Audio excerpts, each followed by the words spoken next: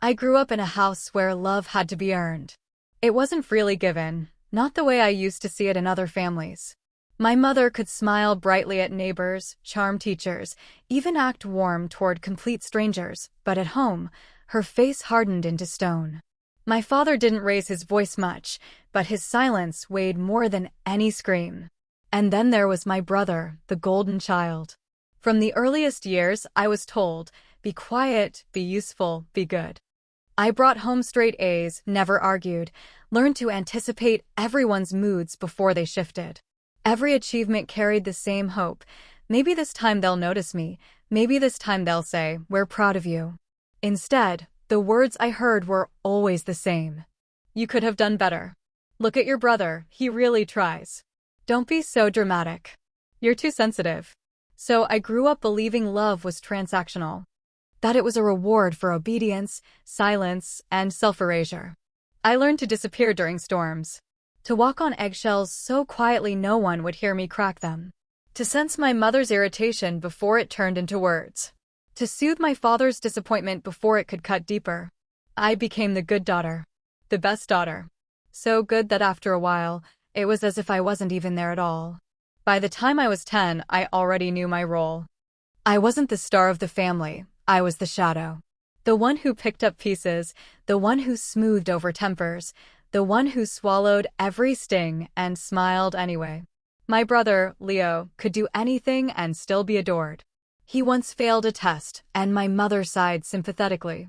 School just isn't his strength. He has other gifts. When I brought home a perfect score, she barely glanced at it. Well, of course you did. You're responsible. That word, responsible, became my cage. It meant that if my brother screamed, I should stay calm. If my father was drinking, I should stay quiet. If my mother was tired, I should stay invisible. And I believed it. I thought my silence kept the peace. But peace in my house was never real. It was a performance. A fragile glass dome that everyone pretended was unbreakable, even as cracks spread across the surface. I remember one night, when I was 12, my brother broke a lamp during one of his tantrums. The shards scattered across the floor like glittering teeth. My father's face reddened, and for a second I thought Leo would finally face the anger he'd earned. But instead, my mother turned to me. Why didn't you stop him? You know how he gets. You should have distracted him. That was the moment I learned the cruelest lesson of all. In my family, blame always had my name on it. So I perfected the art of vanishing. I kept my voice low, my needs smaller, my presence easy to ignore. I became fluent in silence, as if it were my native tongue. And for years, I believed that was love. By the time I was a teenager, I had fully committed to the role they wrote for me. The responsible one. The calm one. The daughter who never caused trouble, who never asked for more than she was given. I worked hard in school, picked up shifts at a local cafe, saved money, and still made it home in time to cook dinner when my mother was too tired. If Leo forgot his homework, I stayed up with him, finishing it for him while he played video games. If he wanted new shoes, I offered to cover the cost from my tips. And every time, I waited for my parents to notice. Every time, I hoped for the words, "Thank you, we see you, we love you." But they never came. Instead, they told people outside the family, Myra's the sensible one. She always takes care of things. As if I were not a daughter, but a reliable household appliance. Useful, dependable, unremarkable. There was one day in particular that branded itself into my memory. It was my 17th birthday. I came home from school to find balloons tied to the front porch. For a moment, my heart soared. Finally, maybe, this day would be mine. But when I walked inside, the cake was already cut, the gifts stacked on the table, every single one addressed to my brother. Leo had such a tough year, my mother explained. We thought it would be nice to combine celebrations. You understand, don't you? You're so mature. I smiled, nodded, and pretended the candle smoke didn't smell like ashes in my throat. That night, I cried into my pillow so softly even the walls wouldn't hear me. And in the morning, I woke up and kept being the good daughter. At 19, I moved out. I thought distance would free me, that finally I could breathe without their shadows pressing down on my lungs. But leaving home didn't mean leaving the chains. My mother still called daily, sometimes to criticize, sometimes to remind me of family obligations. My father expected visits on weekends, where I would sit silently at the table, listening to his lectures about loyalty. And Leo, he had perfected the art of asking without asking. Just a little help with rent, Mira. I'll pay you back next week. Can you cover the bills this month? You know I'm between jobs. And I did.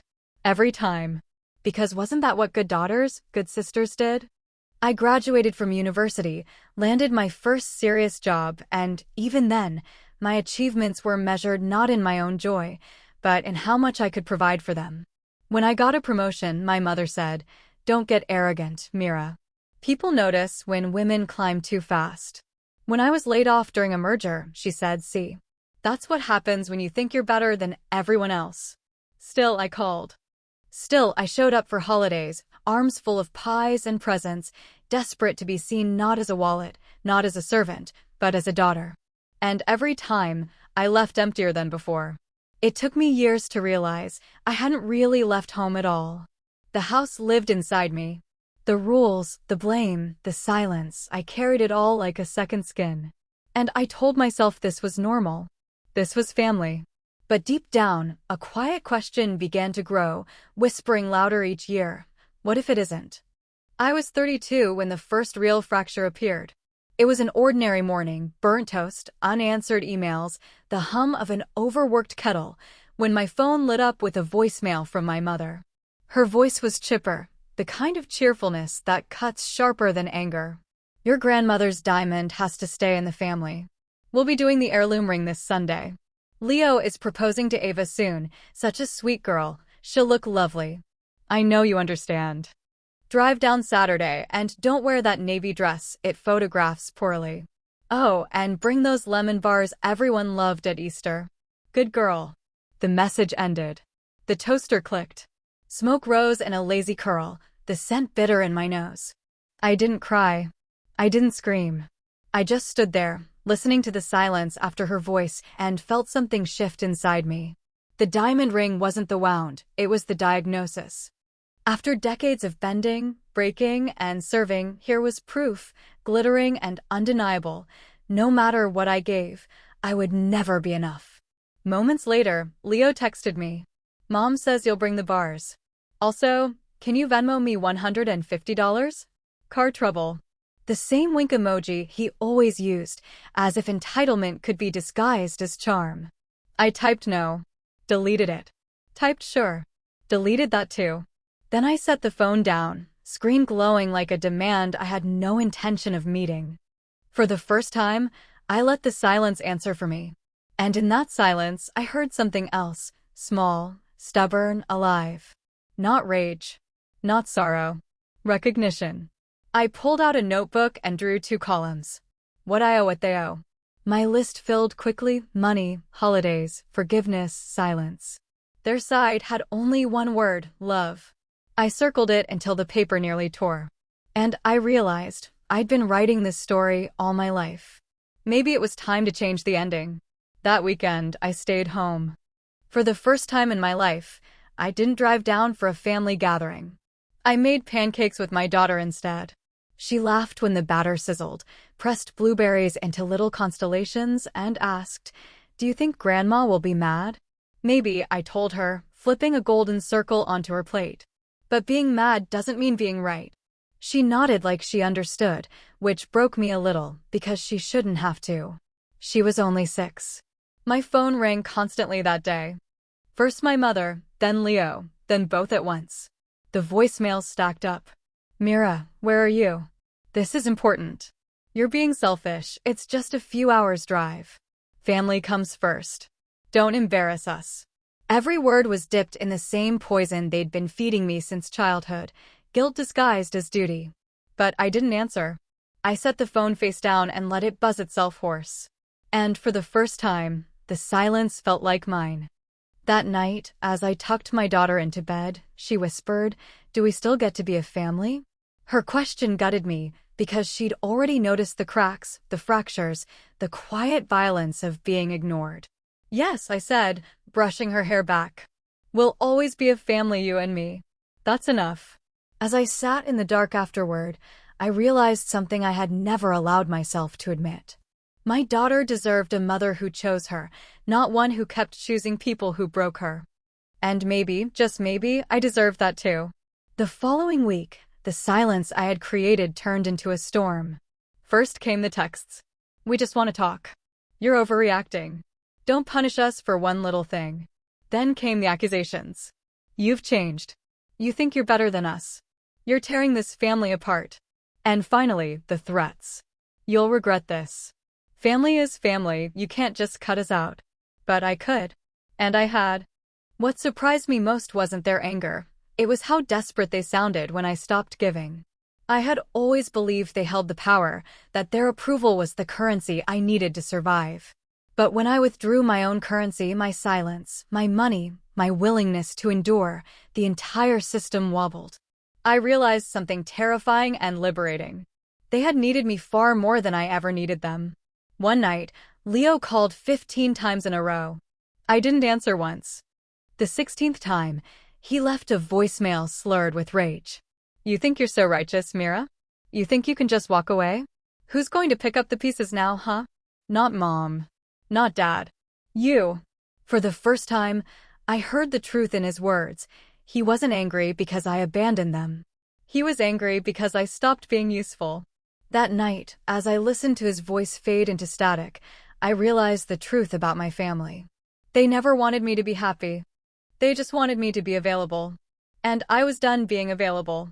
When the calls slowed, I thought maybe peace had finally arrived. But peace with people like my family is never peace, it's plotting. I started hearing whispers through cousins, through distant relatives. Suddenly the story wasn't that I had been used, ignored, and disrespected. No, the new version painted me as the villain. She's cold. She's ungrateful. She abandoned us after everything we did for her. Everything they did for me? The words burned. They meant the roof I grew up under, the meals I cooked myself, the lessons that were really punishments for not sacrificing enough of myself. But here's the part that used to scare me and no longer did. They were free to rewrite history, but I was free to stop living in it. For so many years, I let them define me. I was the sensible one, the reliable one, the one who never caused trouble.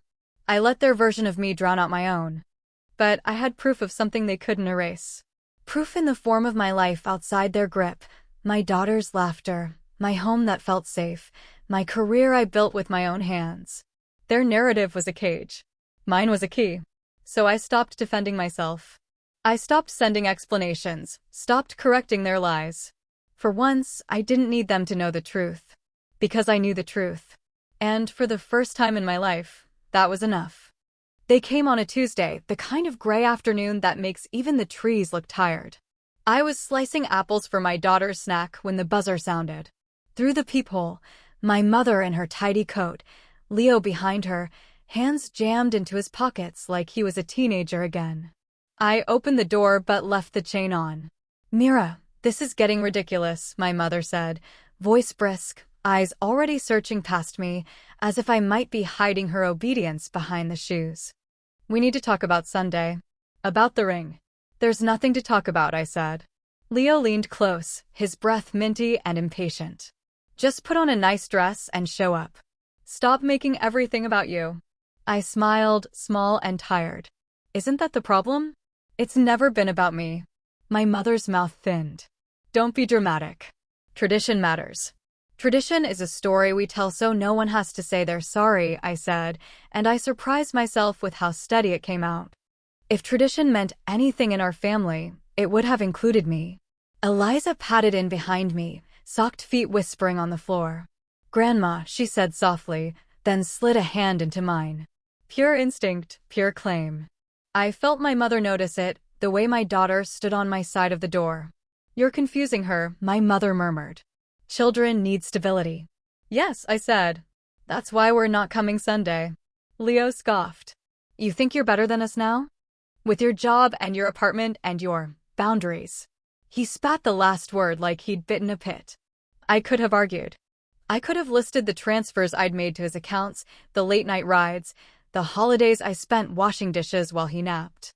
Instead, I reached for the only numbers that mattered. I have one boundary, I said. You don't get to hurt me and my child and then ask for lemon bars.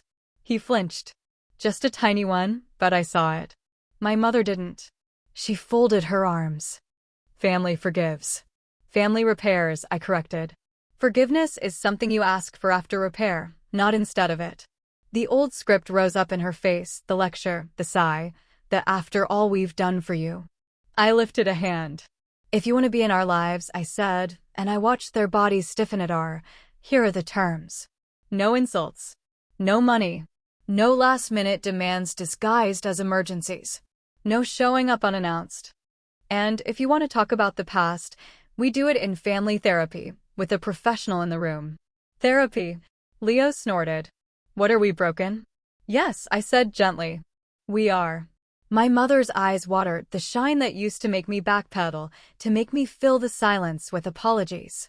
I let it sit. I let the water stay in her eyes and did not hand her a towel. You would make us jump through hoops to see our own granddaughter, she whispered. I would make you behave like people who love her, I said. And who love me. Eliza squeezed my fingers. I squeezed back. Fine, Leo muttered, anger shading into panic. Be like that. But don't come crawling back when you realize you've got no one. I thought of my daughter's open palm, of pancakes on quiet Sundays, of David's steady voice saying I am when my mother demanded he talk sense into me. I thought of the air in our home growing lighter by the day, the way laughter had started sounding like itself again. I already have someone, I said. My mother drew herself up. You'll regret this. Maybe. Regret was an honest thing. I'd lived with dishonest feelings for years and survived. I can live with regret, I said. I won't live with disrespect. I closed the door softly and turned the lock. Not a slam. A seal. On the other side, their voices rose, outrage, disbelief, the rattle of a script that used to summon me like a bell. Then the elevator doors sighed, carriage lowering them away, and the hall went quiet. Eliza looked up at me. Did we do something wrong? No, I said, kneeling until we were eye level. We did something brave. She nodded, serious as a judge, then glanced at the slices on the cutting board. Can bravery have cinnamon? It requires it, I said, and sprinkled the pieces like confetti. That night, I wrote 3 envelopes. To my mother, 2 pages, measured and clear, repeating the terms. To Leo, a single paragraph, brief as a receipt, no more loans, no more rescues, and a list of resources that weren't me. To myself, a postcard I taped inside my closet at eye level. You are not abandoning them. You are choosing you. The next morning, I walked Eliza to school. The air had that early spring bite that makes you walk faster just to warm your blood. At the crossing, she tucked her hand into mine without looking, like it was the most natural thing in the world. And for the first time, it was. The proposal happened without us. I know because someone posted a filtered photo of Leo kneeling in a restaurant that loved its chandeliers, the diamond shining like a tiny moon over a tide of applause. The caption said family, then a cascade of hearts. I put my phone face down and watched the ceiling for a while, counting the hairline cracks that made constellations if you let your eyes soften. For a moment, the old ache flared, sharp, familiar. The ache of being outside the window, watching everyone eat cake you baked. Then it receded, not because it hurt less, but because it finally had a place to go. Not into me. Into the past. I didn't go to the heirloom appointment, the fittings, the showers, the errands that used to be my penance and proof. I took my daughter to the park. We raced to the top of the tallest slide and declared the city ours. We lay in the grass and learned the names of clouds. We bought a cheap ring from a machine, plastic and ridiculous, a purple gem the size of her knuckle. She slid it onto my finger with ceremonial gravity. Now you're a queen, she said. Now I remember, I said. That weekend, I did something I'd promised myself I would do when I felt strong enough to risk feeling anything. I drove to the storage unit where my childhood had been sealed in boxes. The place smelled like dust and old tape. I unlocked the metal door and stood in the rectangle of shadow that used to be my bedroom, my school trophies, the knitted blanket my grandmother made in a color no one could name. On top of a crate sat the cheap spiral notebook I'd started the morning of the voicemail about the ring. What I owe, what they owe. The ink had bled a little where I'd circled love hard enough to dent the page. I turned to a clean sheet. What I owe myself. Tenderness. Rest. Honest friendships. A home where my child doesn't have to earn her place. Boundaries that don't wobble when someone I love leans on them. Joy that isn't apologetic. The right to be ordinary on days when extraordinary is too heavy. What they owe me. Nothing. I stared at that last word until my throat loosened. I had waited years for debts to be settled that were never going to be paid. It wasn't forgiveness I felt. Forgiveness implied a ledger. This was something else. The closing of an account that had drained me dry. On Monday, an email arrived from a therapist whose name a friend had texted me months ago, and I'd been too busy surviving to call. Family systems work available. Openings on Thursdays. I booked the next 4. The first time I sat on her couch, I felt ridiculous, like an actress playing someone who needed help. Then I said, I grew up earning oxygen, and my voice shook so badly I had to hold it with both hands. She nodded like people don't always need a translator to be understood. We practiced sentences no one had allowed me to have. No, I don't accept that. This conversation is over. That's not my job. Please don't speak about me to other relatives. If you want to see us, you schedule it like everyone else. It felt at first like putting on a stranger's coat, stiff, cumbersome, sleeves too long. Then it started to feel like a uniform. Not armor. I was so tired of armor. More like the clothes of my own life. Spring deepened. I got a new job at a place where my voice wasn't a novelty. I found a babysitter who loved reading the same picture book 3 times as much as my wrists did. I slept. I laughed in the middle of the afternoon. I missed my mother and did not call her. I missed my brother and did not send money. Missing, I discovered, is a kind of weather. You dress for it and go on with your day. One Sunday, Eliza and I made pancakes again, blueberries constellated into a messy galaxy, and I told her the truth I wish someone had told me when I was small enough to believe everything could be fixed with effort. In this house, I said, love isn't a prize. It's the air.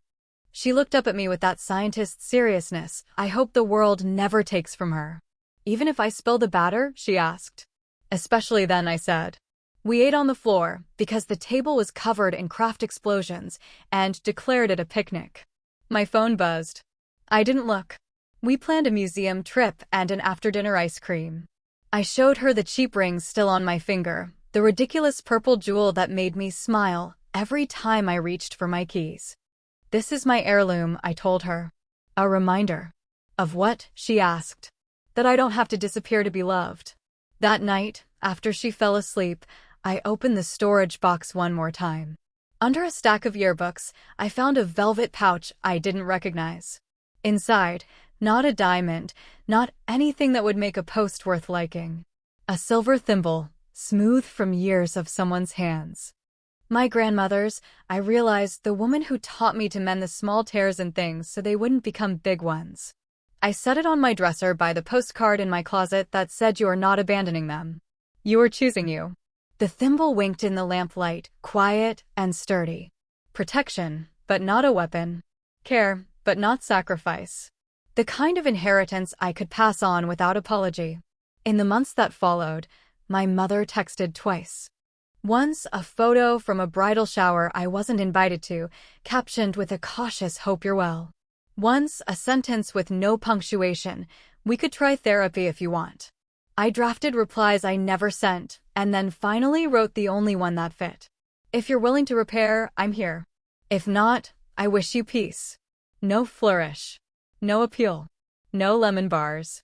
On the first day of summer, Eliza and I went to the pier. We bought paper cups of shaved ice and watched gulls fight climatic battles over crumbs. She leaned her head against my arm, sticky and sweet, and I thought of all the times I'd smoothed over storms that weren't mine, all the apologies I'd paid in advance for crimes I never committed. The water glittered without asking me for anything. I used to believe breaking ties meant failure. Now I know it was the opposite. It was the most faithful thing I've ever done for the girl I was, for the woman I am, for the child who will never have to wonder if love is something she earns by vanishing. I walked us home under a sky that didn't need my permission to turn pink. When we reached our door, I laughed, sudden and surprised, because it hit me like a small, kind shock. There was nothing left to prove. Inside, the apartment smelled like sunscreen and sugar. The thimble caught the last light. The postcard waited in the closet like a hush that held. I washed the syrup from our hands and let the evening be simple. And when my daughter asked for one more story before bed, I didn't reach for the old ones.